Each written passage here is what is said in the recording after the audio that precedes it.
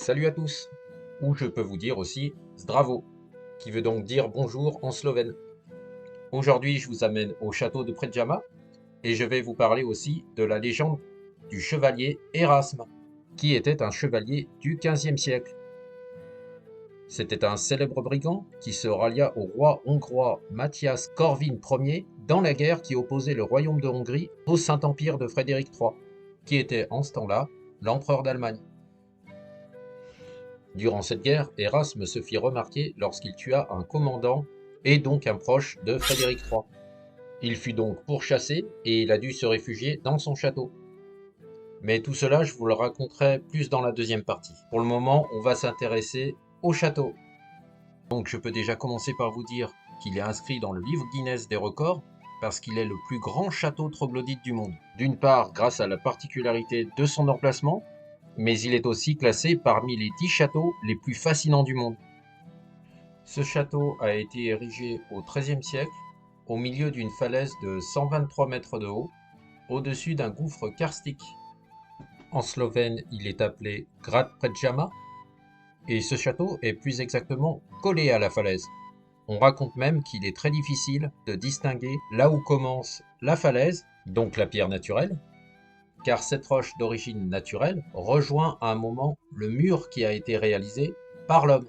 Parfois c'est assez facile à distinguer, mais d'autres fois c'est quand même plus compliqué. Et je dirais même que le travail qui a été réalisé par ces hommes est assez fascinant. Le château de Predjama se divise en 3 parties. L'aile droite commence au bout d'une allée menant à l'entrée du château, et c'est également la partie la plus récente du bâtiment. Elle date de l'époque de la Renaissance, elle est munie d'un rez-de-chaussée et de 3 autres étages. Nous allons avoir pas mal d'escaliers et de portes qui vont nous mener à plusieurs pièces, et donc dans les différents étages. Là maintenant nous avons la partie centrale qui a été construite pendant la période romane, soit du rez-de-chaussée jusqu'au premier étage. Nous avons aussi l'aile gauche qui dispose de 4 étages, et d'ailleurs les 3 et 4e étages datent de la période gothique et sont des extensions qui ont été réalisées plus tard.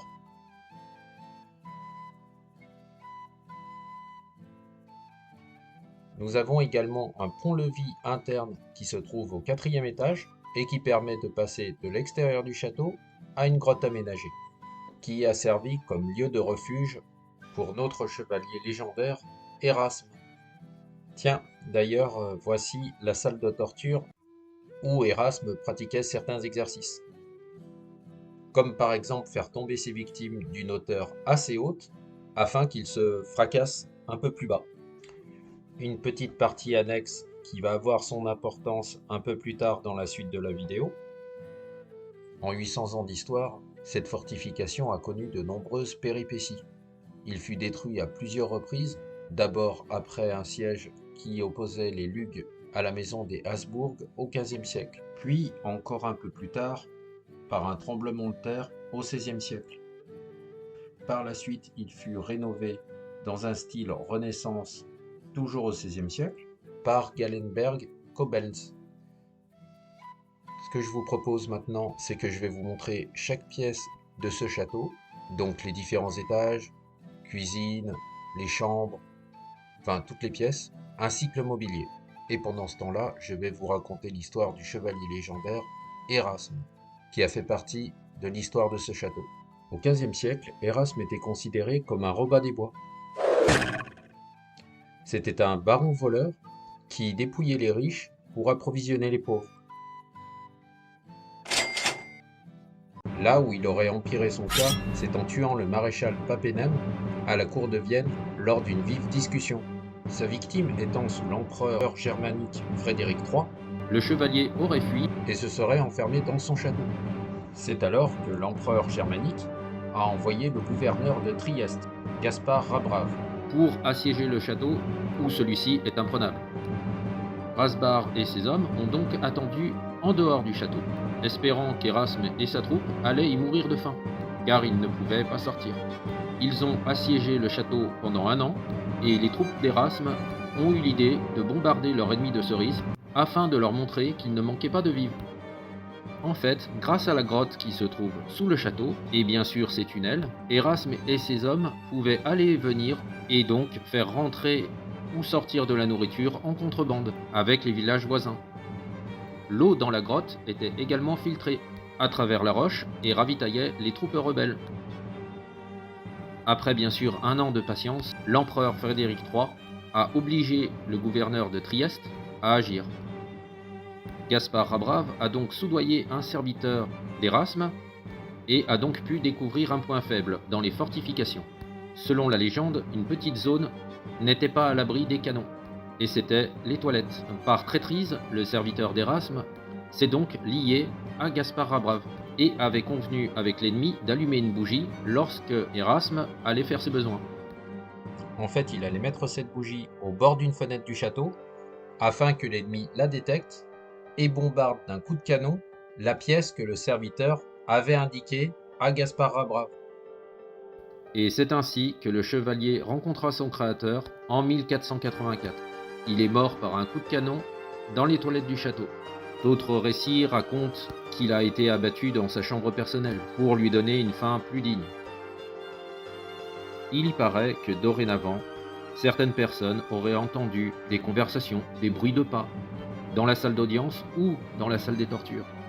Et bien sûr, ce serait le chevalier Erasme qui hanterait les lieux. Je vous dévoile encore le mobilier du château ainsi que quelques pièces et je vais vous montrer aussi son évolution au cours des siècles et donc en 800 ans d'histoire.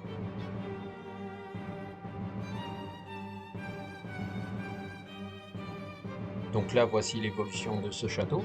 Je rappelle qu'il ne va plus bouger à partir du XVIe siècle et donc, comme vous le voyez au XVIe siècle, il est comme on le voit de nos jours.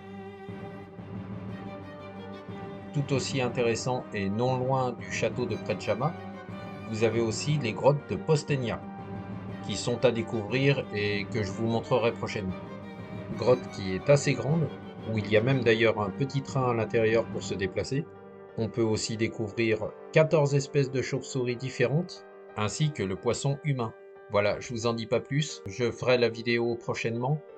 Par contre, je mets toujours du temps un peu à faire mes vidéos car j'ai pas mal de tri et afin de fournir un bon rendu aussi.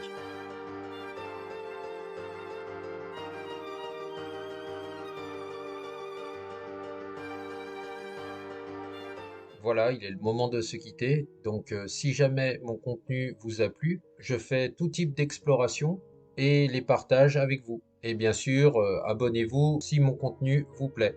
Et peut-être à bientôt. Prenez soin de vous.